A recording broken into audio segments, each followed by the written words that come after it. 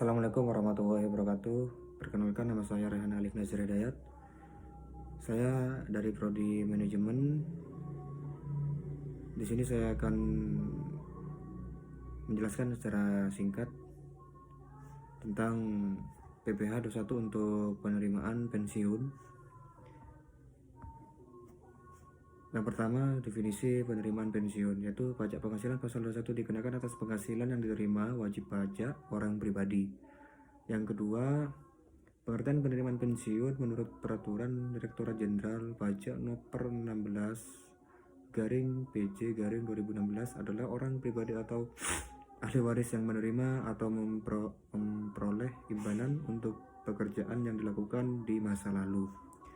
Nah, terus yang ketiga, pajak karyawan pensiun dikenakan pada dua jenis penghasilan, yaitu penghasilan yang diterima sekaligus termasuk yang diberikan secara bertahap paling lama dalam 2 tahun sejak pegawai berhenti bekerja.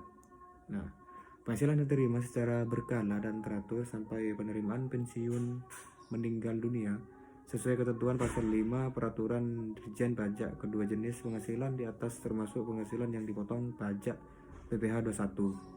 Terus penghasilan yang diterima sekaligus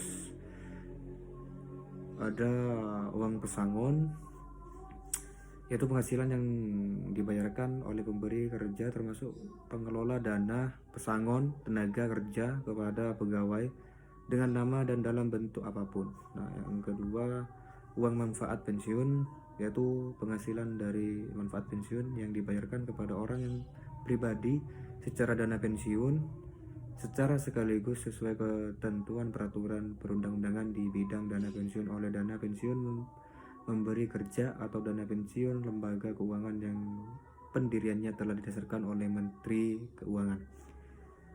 Terus ada tunjangan hari tua dan juga ada jaminan hari tua, yaitu yang dimaksud jaminan hari tua yaitu penghasilan yang dibayarkan sekaligus oleh badan penyelenggara. Nah, penghasilan bersifat berkala dan teratur, yaitu ada dua.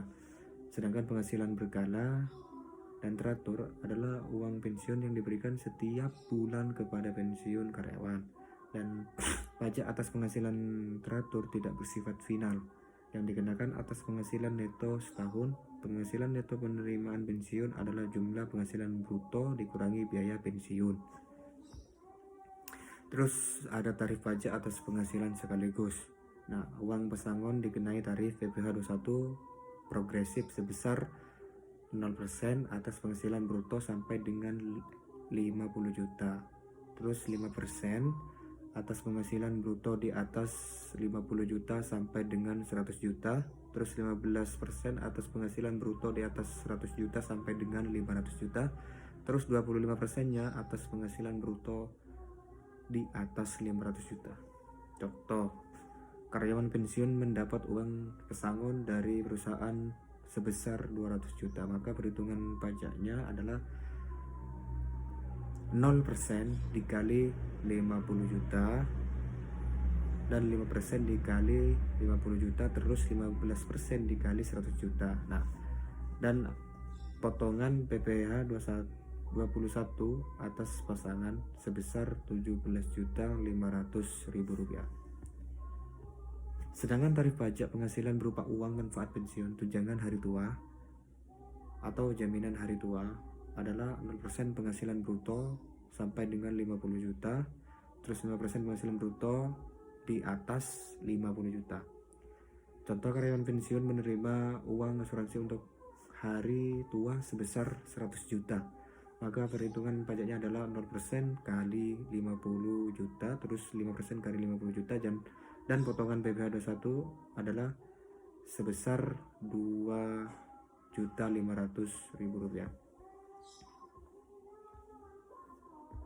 Di sini juga ada tarif pajak penghasilan teratur. Yang pertama, perhitungan pajak pensiun atau SPT pensiunan atas penghasilan teratur berupa uang pensiun bulanan mengikuti tarif pasal 17 ayat 1 huruf E Undang-Undang Pajak Penghasilan, yaitu 5% untuk penghasilan kena pajak atau PKP sampai dengan 50 juta. Nah, sampai seterusnya dengan 30% untuk PKP lebih dari 500 juta.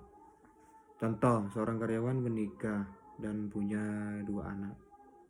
pensiun sejak 1 Januari di tahun 2020 dan menerima uang pensiun setiap bulan sebesar 8 juta dan mengelola dana pensiun, maka ia akan memperoleh formulir bukti potongan pajak dengan data sebagai berikut. Nah, penghasilan brutonya uang pensiun 12 kali atau selama 1 tahun, yaitu 8 juta per bulannya. Berarti totalnya 96 juta. Terus pengurangan biaya pensiun 50% dikali 96 juta maksimum, yaitu sebesar dalam 90 juta yaitu dikurangi 5%, berarti pengurangannya Rp 2.400.000. Dan penghasilan neto setahun yaitu sebesar Rp93.600.000.